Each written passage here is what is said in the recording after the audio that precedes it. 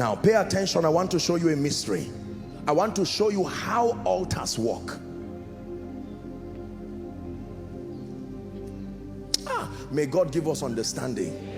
Let me tell you, you see these our fathers of faith, the level of results they are commanding.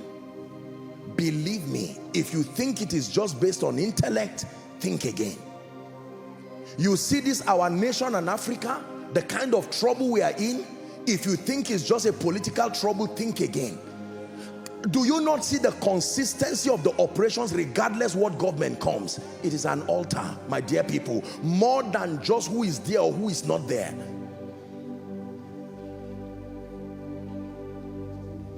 Do you not see what happens to people during election? It's as if something just comes on people and nobody knows what is doing until after everything, everybody starts complaining.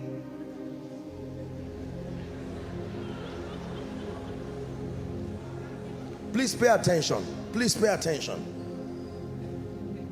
How does altars work? How does an altar work? Please write this down.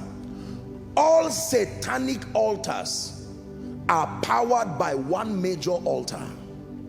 All satanic altars are powered by one major altar. And I want to reveal it to you now.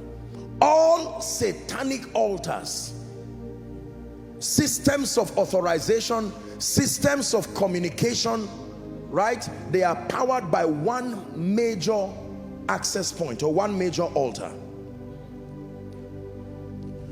Now, forgive me to make reference to my dear film, Lord of the Rings. Remember that our movie? Now, remember, if you've not watched it, I don't know what to tell you, but just follow. God will grant you understanding. Remember, I hope I understand the film really very well, but I know that there were many rings that were given to kings, and then there was one ring, is that true, that powers the remaining other rings. This is what I'm trying to teach you, that all other altars are at the mercy of this one altar. That means no matter what you do to all other altars, if this one altar still remains, you wasted your time. Now, this is the mistake that most people have, that they just keep rebuking things individually. Poverty, this one, that one.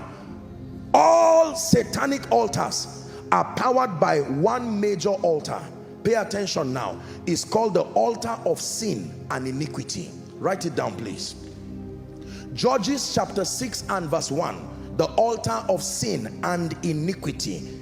This is the altar that powers every other satanic altar. And the children of Israel did evil in the sight of the Lord, and the Lord delivered them into the hands of Midian 7 years. What was the cause of the problem? Evil in the sight of the Lord. The altar of sin and iniquity. And hold on, before you assume any self-righteousness, I want to tell you there are different levels of sin. There is your personal sin when it has to do with altars. There are territorial sins, and there are sins that come from bloodlines. So don't be too quick to just stand with self-righteousness and say it does not concern me. The altar of sin and iniquity. Statistics show, sadly, that Nigeria is ranked one of the highest among corrupt nations. Are you corrupt? But it's a sad badge we have to wear, nationally speaking. Is that true? No matter how righteous you are, whatever lash we have to receive by reason of carrying a Nigerian passport, we all corporately, no matter how individually righteous we are, you have to face that backlash until as a territory we are changed. Are you getting what I'm saying now?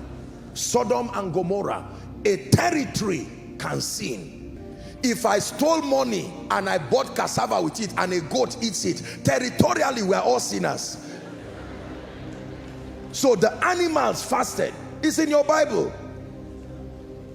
The last level of sin is sin based on foundations and bloodlines. Please write it down.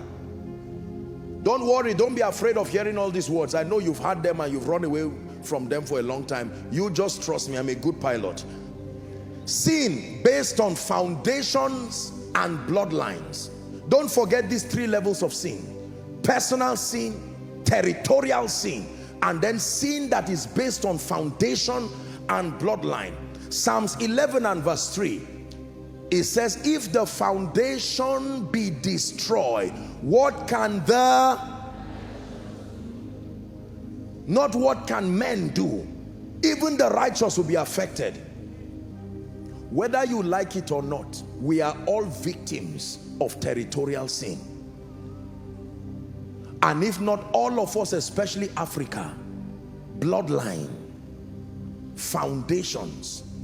Do you believe that you will hear of a story of somebody who buried human beings every day, and then you just shrug it off and say it does not matter? Do you know what the people said before they passed on? And you just believe, oh, no problem, everything is gone. No, there are rules of engagement. I've taught you this when we're dealing with deliverance, that even the sin of man, God did not cast it out of man. As powerful as God is, he didn't cast sin out of man. The lamb had to come and die, lived 33 years, died to purchase redemption for us.